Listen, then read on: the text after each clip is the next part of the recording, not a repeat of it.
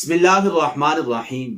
سانحہ کراچی پر میں ایک منصفانہ تجزیہ پیش کرنا چاہتا ہوں۔ پہلی اور اصولی بات تو یہ ہے کہ کسی کے جلسے کو، کسی کے پروگرام کو جا کر خراب کرنا یہ قانونی، اخلاقی، شرعی ہر اعتبار سے جرم ہے۔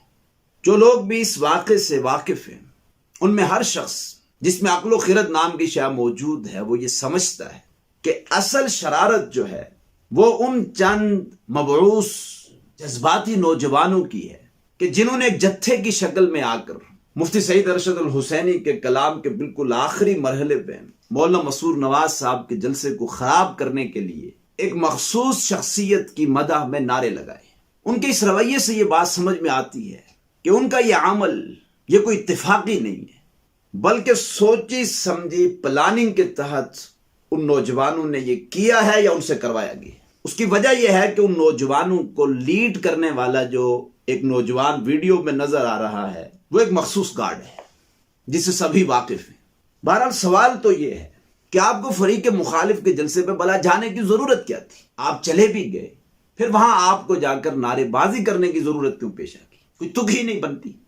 تو اس کا جواب یہ دیا جاتا ہے کہ نعرے بازی اور اشتعال انگیزی جو کی گئی ہے اس کی وجہ یہ ہے کہ وہاں کنایتاً ہماری قیادت کے اوپر تنقید کی گئی۔ تو بھائی صراحتاً تو نہیں کی گئی، نہ کسی کا نام تو نہیں لیا گیا، کنایتاً کی گئی۔ آپ نے خود ہی کیسے تعین کر لیا ہے کہ اس سے مراد ہمارا فلاں ہے؟ تاہم عصر حاضر میں اظہار رائے، تنقید کسی پر کرنا یہ ایک جمہوری حق ہے۔ ہمارے ملک میں ایک عرصے سے تنقیدات کا ماحول بنا ہوا ہے۔ پی ڈی ایم کے جلسے ہوتے ہیں، کتنی شدید تنقیدات ہوتی ہیں P T I per. P T I کے جلسے ہوتے ہیں، کتنی شدید تنقیدات ہوتی ہیں پی ڈی ایم کے اوپر۔ مولانا فضلمان صاحب کا اور عمران خان کا اختلاف اپنے عروج پر تھا اور ایک دوسرے پر شدید تنقیدات بھی ہوتی تھی۔ کبھی ایسا نہیں ہوا کہ انہوں نے ایک دوسرے کے جلسوں کو خراب کیا ہو، کیونکہ وہ ملکی سیاست سے واقف ہیں، وہ ملکی حالات سے واقف ہیں۔ آپ تو اتنے کوئی نابلد اور ناآشنا لوگ ہیں کہ آپ کو اپنے ماحول سے بھی واقفیت نہیں ہے۔ پھر اس سے بھی بڑھ کر یہ کہ آپ جھنگ میں مولانا مسرور نواز کے بالکل گھر کے سامنے جلسہ کرتے ہیں۔ یہ تو ایک بدیہی سی بات ہے، واضح بات ہے کہ جھنگ مسرور کا ہے، اس میں کوئی دو رائے نہیں ہے۔ قومیتی بنا پر بھی اور ان کے پیچھے ان کے والد صاحب کی جو جد و جہد ہے اور ان کا ایک نام ہے۔ مولانا مسرور صاحب چاہیں تو آپ کے جلسے کو خراب کر سکتے ہیں، ان کے لیے کوئی مشکل نہیں ہے، کوئی پرابلم نہیں ہے ان کے لیے، لیکن یہ ان کی اخلاقی جرأت ہے اور وسعت ظرفی ہے کہ آپ ان کے گھر کے سامنے جلسہ کرتے ہیں لیکن وہ کوئی رکاوٹ پیدا نہیں کرتے۔ تو اگر آج مرشد زادہ کراچی میں چلا گیا ہے، کوئی طوفان آ گیا تھا، کوئی بحر ہند تمہارے اوپر ٹوٹ پڑا تھا، کوئی سمندر تمہارے اوپر امڈ آیا تھا، کیا ہو جاتا؟ انہوں نے تقریر کرنی تھی، واپس آ جانا تھا۔ چاہیے تو یہ تھا کہ آپ ایئرپورٹ پہ جا کے ان کا استقبال کرتے کہ جس شخصیت کی وجہ سے آج آپ کا ایک مقام ہے، ایک نام ہے، اسی کا بیٹا آ رہا ہے نا، اس کو راضی کر لیں، اسے منوا لیں، مشکل کام ہے۔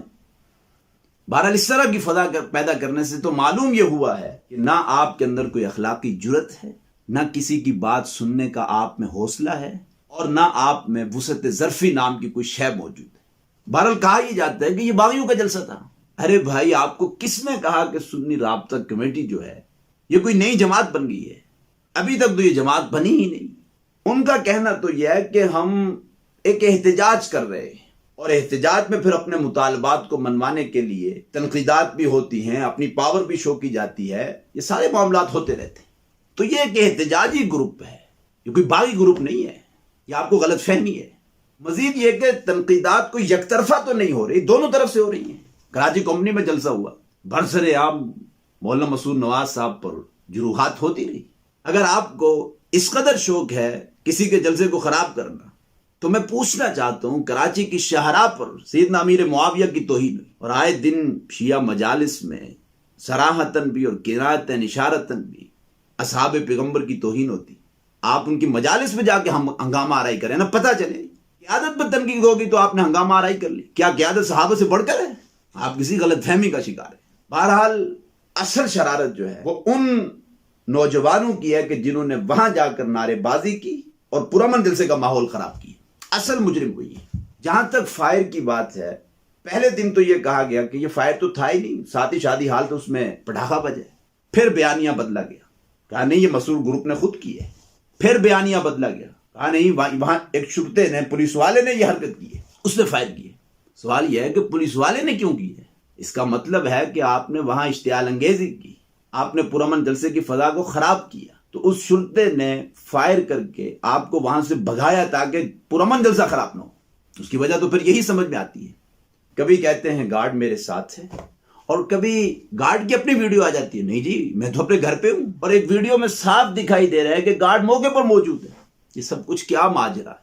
اب تک فریق مخالف کا بیانیہ یہ ہے کہ نہیں جو فائر ہوا ہے وہ انہی میں سے ایک شخص تھا جس نے فائر کی اور جس میں پولیس والے کو دکھایا گیا اس میں ایڈیٹنگ ہوئی ہے ویڈیو میں. تو بہرحال حکومت سندھ کو چاہیے کہ وہ تحقیقات کرے صاف شفاف اصل مجرم کون ہے. اس لیے اس کو یہاں پر ہی روک دیا جائے تاکہ کسی میں جرت نہ ہو کسی کے جلسے کو خراب کرنے.